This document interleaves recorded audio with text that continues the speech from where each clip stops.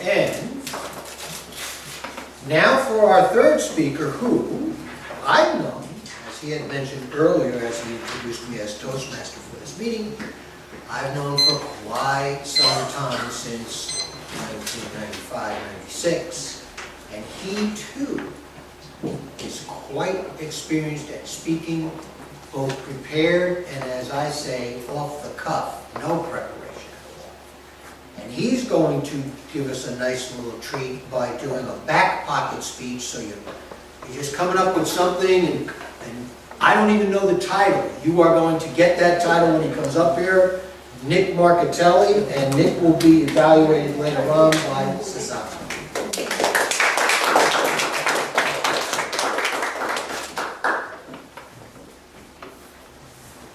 The title of my speech is Freedom of Expression. Fellow Toastmasters and honored guests, the United States Supreme Court said some years ago that burning the American flag was a form of speech, that it wasn't against the law. Anybody who had an opinion about the country in some way, burning the American flag was a statement that was acceptable, and it was acceptable speech. The First Amendment of the Constitution allows Americans to express themselves in writing and in speech. Those are constitutional guarantees to us.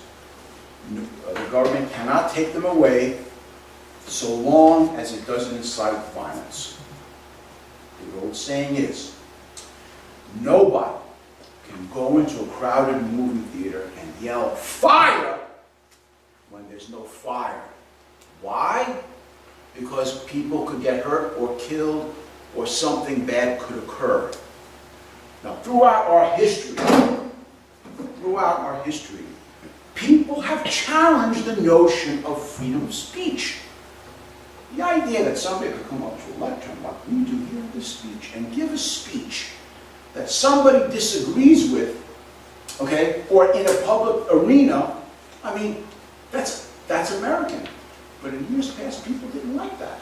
They didn't want to hear what somebody had to say that they disagreed with, okay? Because they felt that it was wrong, or they disagreed with the premise of what the speaker was saying, okay?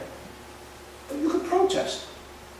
If you don't like what the ideas that somebody's expressing, you could protest. You could use your own form of speech and go around somewhere and say you don't like the ideas that this group of people are saying or doing, or what a person said. But to destroy property and to prevent people from speaking because you feel what their ideas, that's not American. Even though this has occurred throughout our history. But we've tried in our country to curb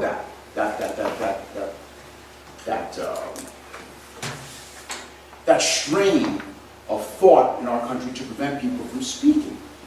Because the more speech is out there in the market of ideas, the better it is.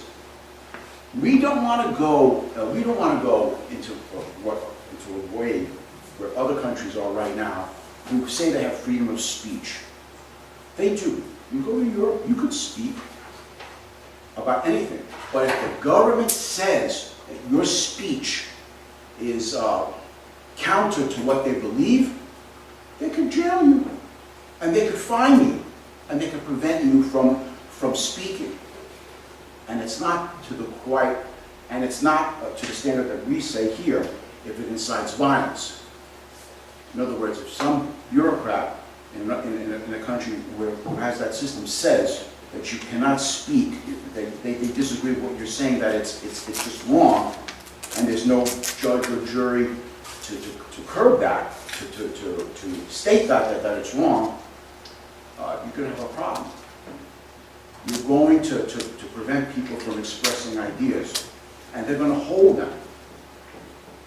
The market, the United States, is a capitalist country. I don't care what idea you have. Put it out there. And the people will decide. Old ideas years ago, about 50, 60, 70 years ago, our country was very different. The way people thought. The way people thought about freedom, what they thought about different kinds of people. Very different today. But as time went on, things changed. One of the people that I credit for that change was Thurgood Marshall, who later became the Supreme Court of the United States, who led the Civil Rights Movement, who opened up public schools to all Americans, to African Americans in 1954 with the Brown versus Board of Education case. Okay, it changed history in this country. African Americans go to school with everybody else and attempted to get an education. And they did it through ideas, going through the court system. Violence will only lead eventually to tyranny. And look throughout history, that's what happened. Every place where there was a revolution, except the United States, by the way.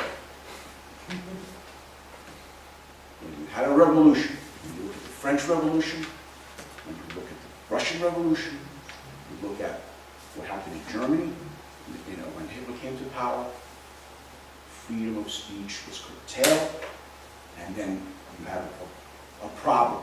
Everybody else's speech ended. Their freedom of speech ended.